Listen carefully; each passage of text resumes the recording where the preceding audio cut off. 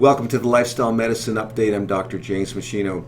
In this Lifestyle Medicine Update, I want to address the subject of overtraining syndrome. Now, I highly encourage my patients to have a regular and structured exercise routine that incrementally increases their fitness level for strength, endurance, and flexibility. And I hold myself to the same standard.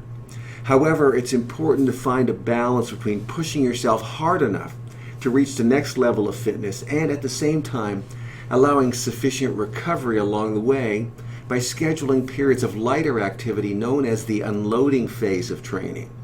If you push yourself too hard or you push yourself too hard too often, you can overtax your energy reserves and then oversecrete the stress hormone cortisol and develop overtraining syndrome and sometimes not even realize that it's happening to you. So let me spell out the six really important symptoms of overtraining syndrome so that you're aware of them. The symptoms are highly individualized, but they include the following. The first one is unexplained, persistent, poor performance. This is when you go to the gym or you go for a run and you feel like there's just nothing left in the tank. Your strength starts to decline, forces you to lift lighter weights than usual, and you find yourself running or cycling slower than you normally would. Your legs feel like they're full of lead, and you end up doing fewer repetitions of an exercise because you just can't find the energy to go all out as you would if you were in a more peak performance state. So unexplained, persistent, poor performance is a major symptom or sign of sort of overtraining syndrome. But then there's a second symptom, and that is disturbed mood states, which can be characterized by general fatigue, even feelings of depression, and certainly irritability. You find yourself being more irritable than usual, and everything feels like more of an effort than it normally would. So you probably know that feeling. This is when your battery is really drained.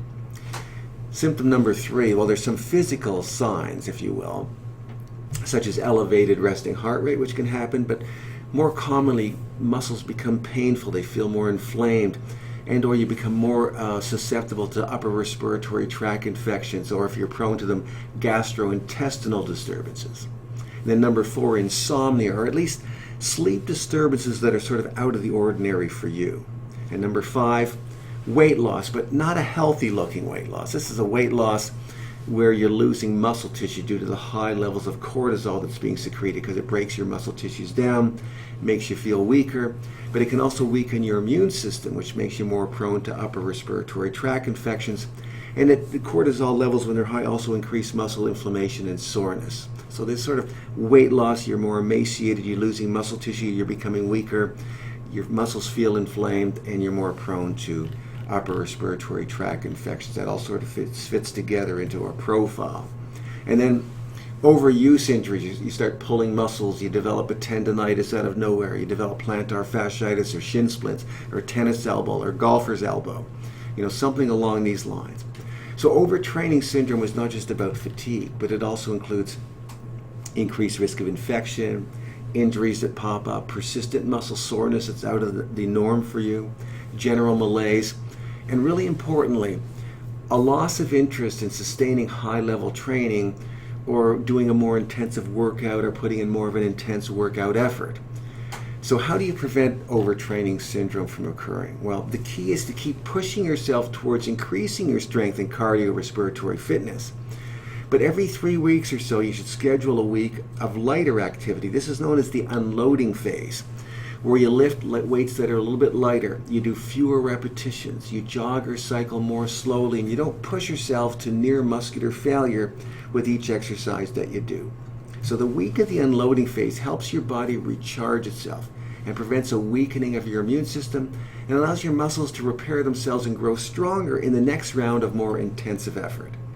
Using this type of periodization of training, where you have this intensive effort followed by the unloading phase, also helps prevent mental staleness and mental fatigue, because if you develop mental staleness or mental fatigue, it can really decrease your compliance with exercise going forward and over your lifetime. You might just quit altogether. Now remember that. It's important to exercise. According to Statistics Canada and other authorities, physical activity has been shown to lower the risk of many chronic conditions, including cardiovascular disease, certain types of cancer, osteoporosis, diabetes, obesity, high blood pressure, high triglycerides and cholesterol, depression, stress, anxiety. In fact, regular physical activity can reduce the risk of certain conditions by as much as 50%. So there's all kinds of controversy around nutrition and supplementation, but when it comes to exercise, everybody's very clear that it provides tremendous health benefits. So the Canadian Physical Activity Guidelines recommend that to achieve health benefits, adults 18 and older should get at least 150 minutes of moderate to vigorous physical activity every week. 150 minutes, make that the goal. So this would be, doing 30 minutes 5 times a week, right? But they're saying that when you're putting in more vigorous activity, make sure that each of those periods lasts at least 10 minutes in length when you actually start to apply yourself. Just make sure that along the way you do your best to avoid overtraining syndrome so that you don't become unmotivated, weaken your immune system, start losing strength and endurance instead of gaining more of both. So I've included the references for this information in the text below. Thanks for watching, and I'll see you next time.